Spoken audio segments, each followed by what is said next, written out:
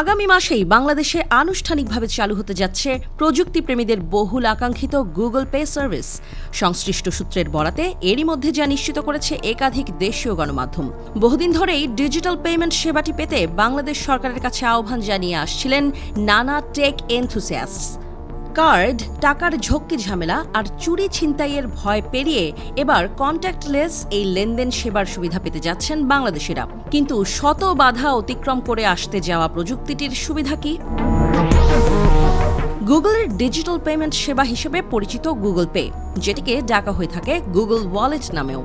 আদতে এটি একটি কার্ডবিহীন লেনদেন ব্যবস্থা। অর্থাৎ আপনি কোথাও কেনাকাটা করতে গেলেন, কিংবা ছবি দেখতে গেলেন, হোটেল রেস্টুরেন্টে খেতে গেলেন, অথবা বিমানে চড়ে অন্য কোনো দেশে যেতে চাইলেন, এই সব কিছুই সম্ভব গুগল পের মাধ্যমে।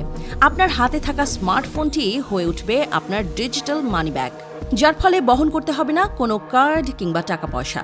থাকছে না আর কোনো চুরি ছিনতাইয়ের ভয়। ঠিক যেন নিরাপত্তা, নিশ্চিন্তার পাশাপাশি সুবিধাও দিচ্ছে গুগল পে সার্ভিস। অর্থাৎ আপনার নিত্যদিনের যাবতীয় খরচকে এক ছাতার নিচে আনতে যাচ্ছে গুগল ওয়ালেট। মুঠোফোনের মাধ্যমেই যার সবটি করা সম্ভব।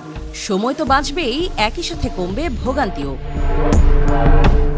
বিকাশ কিংবা নগদের মতো মোবাইল ব্যাংকিং সেবা গেল কয়েক বছর ধরেই গ্রহণ করছেন বাংলাদেশি নাগরিকরা। সাধারণত নিত্যদিনের বা দেশের ভেতরে লেনদেনের ক্ষেত্রে এসব মোবাইল ফাইন্যান্সিয়াল সার্ভিস ব্যাপক জনপ্রিয় এবং গ্রহণযোগ্য। কিন্তু আন্তর্জাতিক পরিসরে প্ল্যাটফর্মগুলোর নানা সীমাবদ্ধতা রয়েছে। আর ঠিক এই জায়গাতেই বাজিমাত করবে গুগল পে। কেননা ফ্রিল্যান্সারদের একটা বড় অংশই আন্তর্জাতিক লেনদেনের সাথে জড়িত। তাই সম্ভাবনা রয়েছে গুগল পে বাজারে এলে কমে যেতে পারে বিকাশ, নগদের মতো MFS প্ল্যাটফর্মগুলোর চাহিদা। আরও একটি সুবিধা হলো গুগল ওয়ালেট সাধারণত ব্যবহারকারীদের কেনাকাটা, অনলাইন পেমেন্ট বা ব্যক্তি থেকে ব্যক্তি ট্রান্সফারে কোনো চার্জ রাখে না। তবে তা শুধু নিজস্ব ব্যাংক অ্যাকাউন্ট বা ডেবিট কার্ড ব্যবহারের ক্ষেত্রেই। অবশ্য গুগল পে সার্ভিসের কিছু অসুবিধাও রয়েছে। প্রাথমিকভাবে সেবাটি শুধু নির্দিষ্ট একটি ব্যাংকের গ্রাহকদের জন্যই সীমাবদ্ধ থাকবে। তাই দেশের বড় একটি অংশকেই অপেক্ষা করতে হবে আরও কিছুদিন। অনলাইন পেমেন্ট কিংবা কেনাকাটার ক্ষেত্রে গুগল পে কোনো চার্জ না কাটলেও প্রতিটি ট্রানজ্যাকশনে ফি নির্ধারণ করে দিতে পারে সংশ্লিষ্ট ব্যাংক। কেননা গুগল পে সার্ভিসটি যুক্ত থাকবে কোনো না কোনো ব্যাংকের কার্ডের সাথে।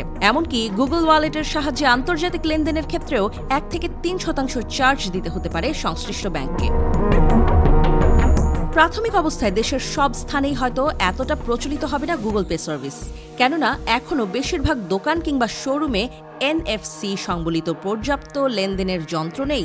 আর গ্রামাঞ্চলে তো প্রশ্নই ওঠে না। আর মোবাইল নেটওয়ার্ক ব্যবহার করায় প্রশ্ন থেকেই যাচ্ছে, সব জায়গায় কি আদৌ গুগল পের সুবিধা মেলা সম্ভব? এর পাশাপাশি স্মার্টফোন চুরি কিংবা হারিয়ে যাওয়ার একটা ভয় থেকেই যায়।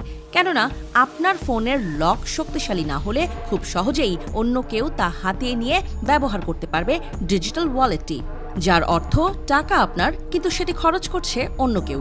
তবে সকল সুবিধা অসুবিধার ঊর্ধ্বে এখন সবচেয়ে বড় যে বিষয়টি, তা হলো গুগল পে সার্ভিসের মধ্য দিয়ে আধুনিকতার দিকে আরও এক ধাপ এগিয়ে গেল বাংলাদেশ।